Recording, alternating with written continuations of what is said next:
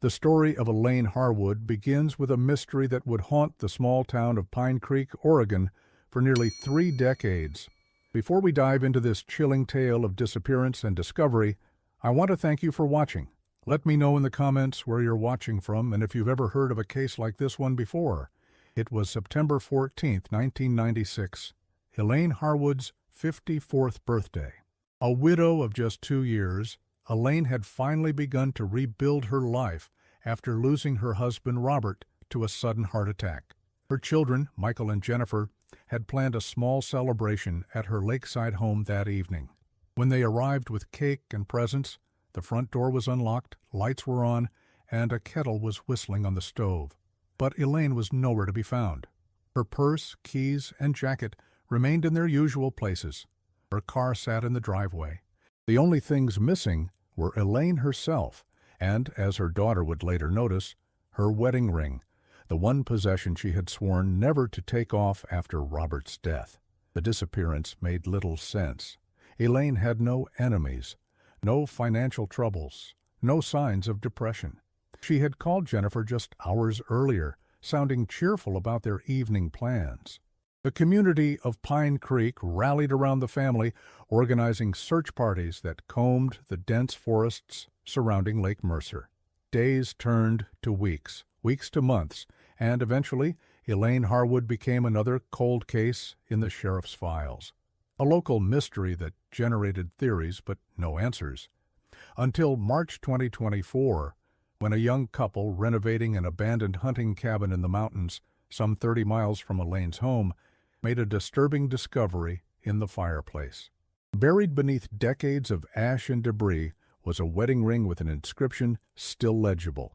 To Elaine, my eternal love. Robert, 1965. The story of Elaine Harwood's disappearance begins not on that September day in 1996, but years earlier, in the seemingly perfect marriage that defined most of her adult life. Elaine Matthews had met Robert Harwood during her sophomore year at the University of Oregon. He was a senior studying forestry with plans to work for the Department of Natural Resources. Their courtship was brief but intense, and they married soon after Elaine's graduation in 1965. They settled in Pine Creek, where Robert took a position managing timber resources in the National Forest. Elaine taught English at the local high school, a job she loved and excelled at. By all accounts, the Harwoods were the model couple, active in their community, devoted to their 2 children, and still visibly in love after decades of marriage. Their lakeside home became a gathering place for friends and family, with Elaine known for her hospitality and Robert for his storytelling. But beneath this veneer of domestic bliss, there were strains that few people saw. Robert's position often required long stretches in remote areas, conducting surveys and managing conservation projects. During these absences, Elaine maintained her cheerful demeanor, but close friends noted her increasing dependence on sleeping pills and occasional glasses of wine that became nightly bottles. Jennifer Harwood Collins, in interviews years later, would recall moments when she caught her mother staring out at the lake with an expression of profound loneliness. Mom was 2 different people, she said. The one everyone in town knew, capable, warm, always put together, and the one only we saw who seemed lost when Dad wasn't home. When Robert died suddenly in 1994, the community rallied around Elaine. For months, casseroles appeared on her doorstep. Friends took turns checking in on her. Her children called daily. But as the immediate shock of widowhood faded, so did much of this support. By 1996, Elaine had developed a new routine. She had retired from teaching, but volunteered at the library 3 days a week. She joined a widows' walking group that met at dawn to circle the lake. She maintained her garden with meticulous care. To most observers, she had adjusted remarkably well. What no one knew was that Elaine had begun receiving strange phone calls where someone would remain silent on the line, breathing quietly before hanging up.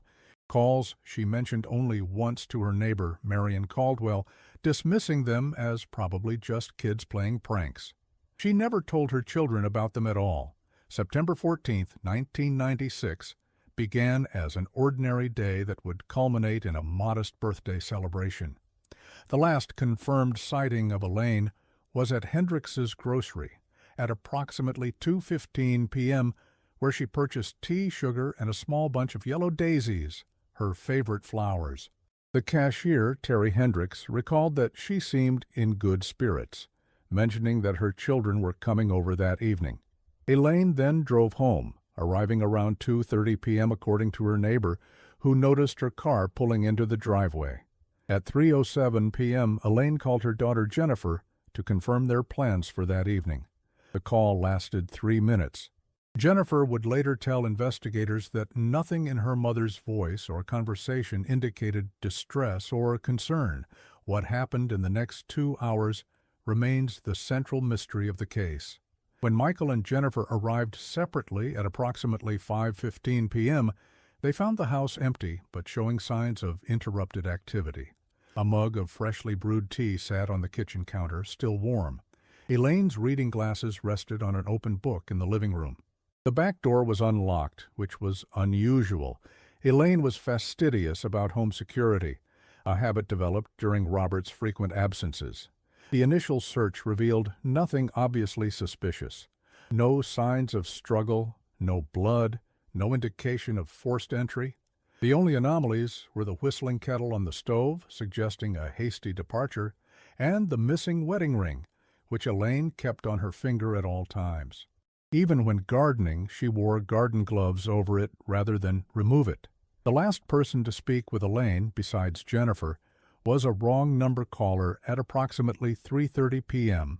The caller, later identified as a teenage boy trying to reach his girlfriend, confirmed that Elaine had answered and politely informed him he had the wrong number.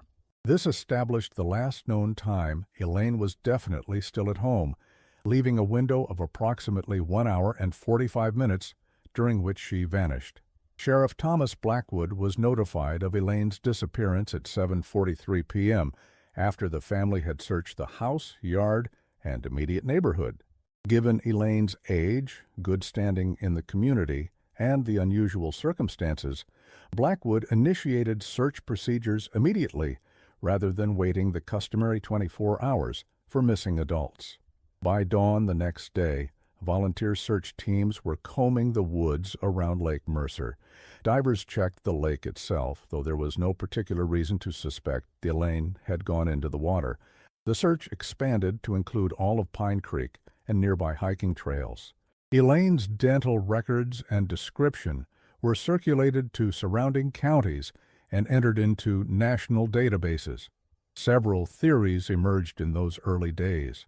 The first and most obvious was that Elaine had suffered some medical emergency, perhaps a stroke or heart attack like her husband, and wandered into the woods in a confused state. This would explain the interrupted activities in the house, but not why no body was found despite extensive searches. The second theory involved foul play, though investigators struggled to identify any potential enemies or motives. Elaine had no significant assets beyond her house and modest savings. She wasn't known to be involved in any disputes or illicit activities. The lack of struggle in the house argued against a violent abduction. A third, more controversial theory came from a small faction within the search effort who believed Elaine had staged her own disappearance. Proponents pointed to her documented depression following Robert's death, despite her outward adjustment. However, her children vehemently rejected this possibility, citing their mother's religious beliefs against suicide and her clear excitement about plans for the upcoming holidays. The investigation hit its first major obstacle when rain began on the third day of searching, washing away any potential evidence outdoors.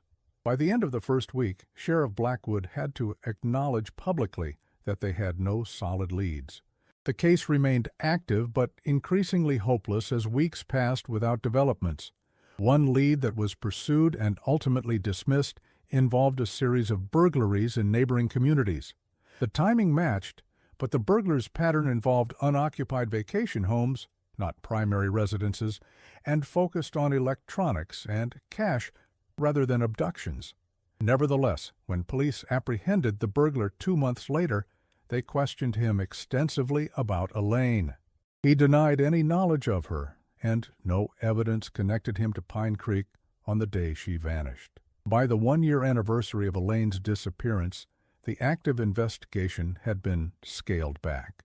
Her house remained empty, with Michael and Jennifer unable to bring themselves to sell it, but equally unable to live in the space where their mother had so mysteriously vanished. It became another sad landmark in Pine Creek, the place where the teacher disappeared, leaving a kettle boiling and a mystery unsolved. What no one knew then, what would remain hidden for almost 3 decades, was that Elaine Harwood had not gone willingly into the woods that September afternoon. And she had not gone alone. For 27 years, as Pine Creek gradually forgot the details of Elaine Harwood's disappearance, the truth remained buried beneath ash and rotting floorboards in a derelict hunting cabin in the National Forest.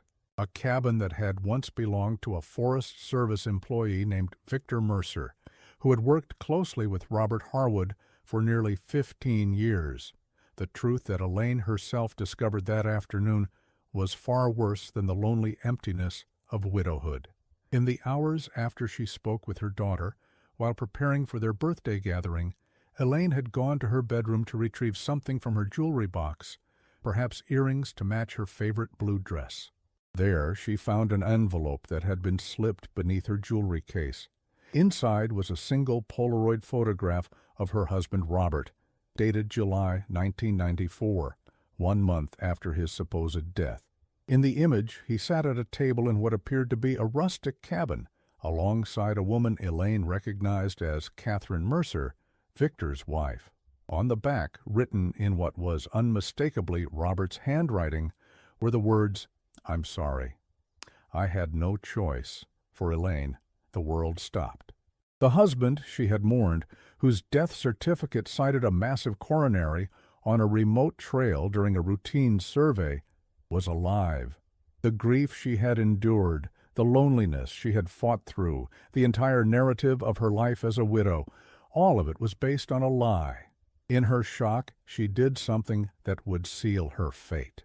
She called the one person she thought might explain this impossible photograph, Victor Mercer. She asked him to come over immediately, saying only that it concerned Robert and was urgent. Victor, who had remained a supportive friend to Elaine after Robert's death, agreed to come right away. When Victor arrived, Elaine confronted him with the photograph. His reaction wasn't shock or denial, but resignation, then anger. He admitted that Robert had faked his death to escape mounting gambling debts to dangerous people, debts that would have bankrupted the family and possibly put them in danger. Victor had helped arrange the deception, including the falsified death certificate, leveraging his connections in the rural medical examiner's office. What Victor didn't say, what Elaine would piece together in her final hours, was that Robert and Catherine had been having an affair for years. The gambling debts were real, but they were also a convenient catalyst for Robert to abandon one life for another. Victor had helped not out of friendship, but because he too wanted an escape, from a loveless marriage to a woman who had betrayed him with his best friend. As Elaine absorbed these revelations, threatening to expose everything, Victor made a decision. He couldn't allow her to destroy the careful fiction he had maintained, which protected not only Robert, but himself from charges of fraud, conspiracy, and corruption. He struck Elaine with a heavy crystal paperweight that had been a gift from Robert, an irony that wouldn't be lost on her as she lost consciousness. When Elaine awoke, she was bound in the back of Victor's Forestry Service truck, being driven deep into the National Forest. Despite her pleas, Victor explained with chilling calm that he had no choice. Robert and Catherine had fled to Canada with new identities, but he had remained behind to maintain his position and pension to keep suspicions at bay. He couldn't risk Elaine exposing everything now. In the remote hunting cabin that served as an occasional retreat for forestry staff, Victor kept Elaine prisoner. He removed her wedding ring, taunting her with the worthlessness of the symbol. For 3 days he returned to the cabin after maintaining his normal routine in town, bringing minimal food and water, while deciding what to do with her. Elaine, despite her fear, maintained a quiet dignity that unnerved him. She spoke of her children, of how they would never stop looking for her. She appealed to the friendship Victor had pretended to offer after Robert's disappearance. When these approaches failed, she tried to convince him that she would stay silent, that she understood the impossible position Robert had put them all in. On the fourth day, Victor arrived at the cabin having made his decision. The forest was vast. Bodies decomposed quickly in the acidic soil and damp conditions, and his knowledge of the terrain was unmatched. No one would find Elaine if he didn't want her found. What Victor didn't account for was Elaine's determination to leave some trace, some evidence of what had happened to her. While he prepared to take her deeper into the forest, she managed to work her wedding ring off her finger and drop it into the ashes of the fireplace, the one place she thought future visitors might eventually disturb. Her last conscious act was this small defiance, this final clue. For nearly 3 decades, the case of Elaine Harwood remained officially unsolved.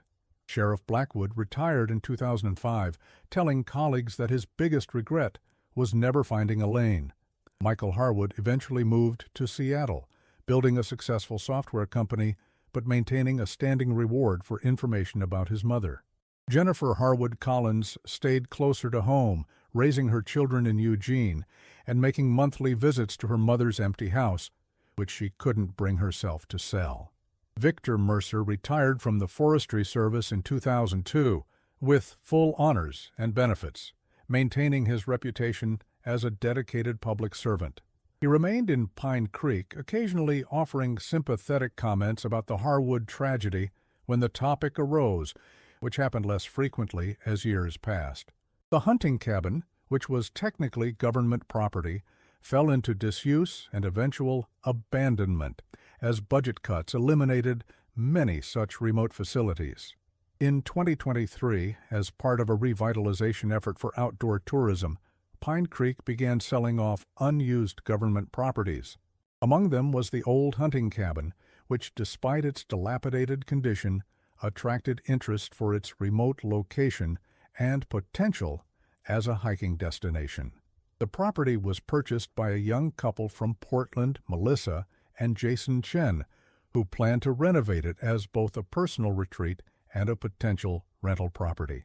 Their renovation began in early 2024, starting with basic structural repairs and clearing years of debris.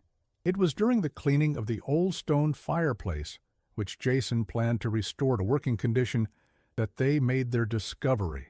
Beneath layers of ash partially melted into the mortar between stones was a gold wedding band.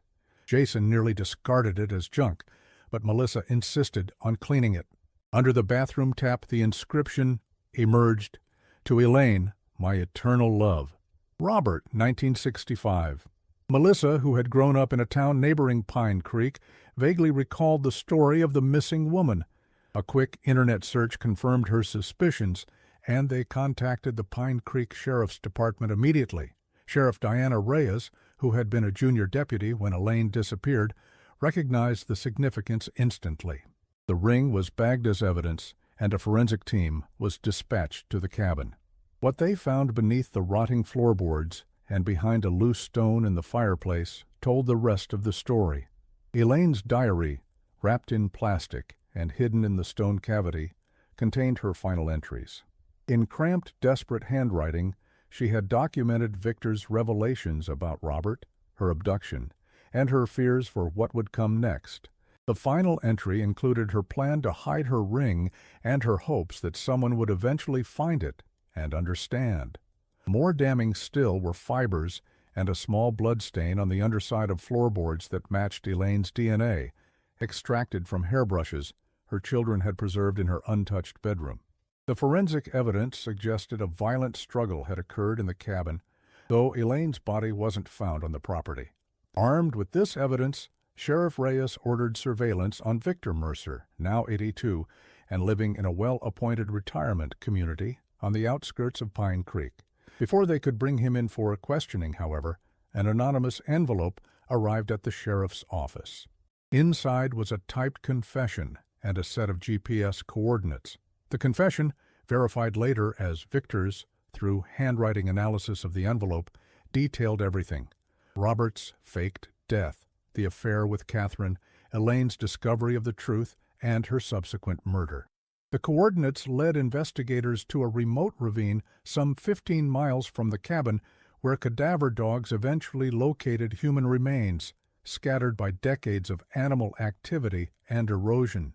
Dental records confirmed what the wedding ring had first suggested. Elaine Harwood had been found at last. Victor Mercer was found dead in his home the day after delivering his confession, having taken an overdose of heart medication with a glass of expensive scotch.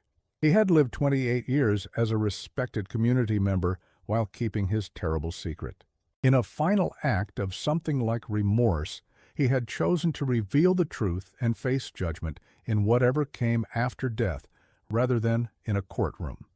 The case drew national attention, with news outlets from across the country descending on Pine Creek.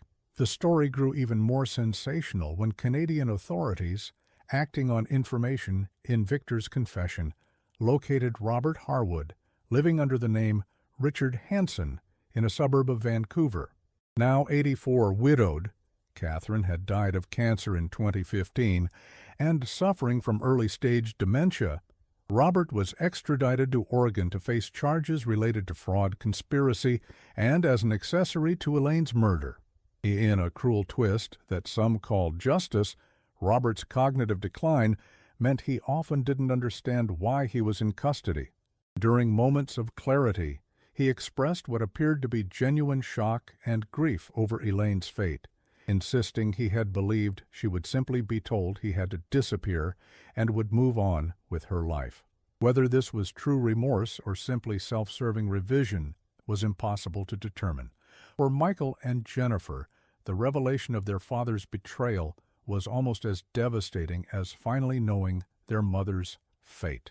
The father they had mourned was alive, but was also a liar and a coward who had abandoned them and inadvertently set in motion the events that led to their mother's death. The complicated grief they experienced led both to seek extensive therapy. The judicial process moved slowly due to Robert's health issues and the complexity of the decades-old case. His attorneys argued successfully that his dementia made him unfit to stand trial, and he was ultimately remanded to a secure medical facility rather than prison. For the Harwood children, this outcome felt like yet another evasion of justice, another way the system had failed their mother. In July 2024, nearly 28 years after she disappeared, Elaine Harwood was finally laid to rest properly in Pine Creek Cemetery. Her funeral, delayed by decades but attended by hundreds, included former students, colleagues, and community members whose lives she had touched. Jennifer delivered a eulogy that focused not on how her mother died, but on how she lived, with kindness, dignity, and unwavering love for her family. The cabin that had been the site of Elaine's final days was never completed as a rental property. Instead, at Jennifer's suggestion, and with financial support from Michael, the Chens transformed it into a memorial hiking shelter named for Elaine. A plaque tells a simplified version of her story, emphasizing her love of nature and teaching rather than the tragedy of her death. 5 years after the discovery of Elaine's wedding ring, Pine Creek has adjusted to its unwanted notoriety. The story has been featured on true crime podcasts and documentary series, bringing a steady trickle of morbidly curious visitors to the town. Local businesses have mixed feelings about this attention, though many acknowledge the economic boost it has provided. For Jennifer Harwood Collins, now approaching the age her mother was when she disappeared, the resolution brought both peace and new pain. She finally sold her mother's house in 2026, unable to maintain the emotional and financial burden of the empty property. Before leaving it for the last time, she stood in the kitchen where her mother had prepared tea that September afternoon, trying to imagine her final moments of normalcy before her world shattered. Michael Harwood established a scholarship in his mother's name at Pine Creek High School, awarded annually to a student planning to study education. He rarely speaks publicly about the case, declining interview requests and maintaining his privacy in Seattle. Robert Harwood died in the secure medical facility in 2027, largely unaware of his surroundings in his final months. Neither of his children attended his funeral, which was arranged by the state and attended only by a court-appointed representative. The wedding ring that broke the case open is now displayed in a small exhibit at the Pine Creek Historical Society, alongside photographs of Elaine in happier times, receiving a teaching award, gardening at her lakeside home, surrounded by her young family in the 1970s. The exhibit's title, suggested by Jennifer, is simply "Remember Her Life," not just her disappearance. For those who knew her, Elaine Harwood remains a symbol of both tragedy and resilience. Her final act, hiding her wedding ring in a place it might eventually be found, demonstrated a presence of mind and determination that defined her life. In her last moments, facing the betrayal of trusted friends and the prospect of her own death, she found a way to reach across decades and reveal the truth. In Pine Creek today, spring wildflowers bloom around the lake where Elaine once walked each morning. Yellow daisies, her favorites, have been planted near the cemetery bench that bears her name. Life continues, as it must, but now with the answers that were missing for so many years. Not happy answers, but answers nonetheless. And in that knowledge, however painful, there is a kind of peace that uncertainty never allows.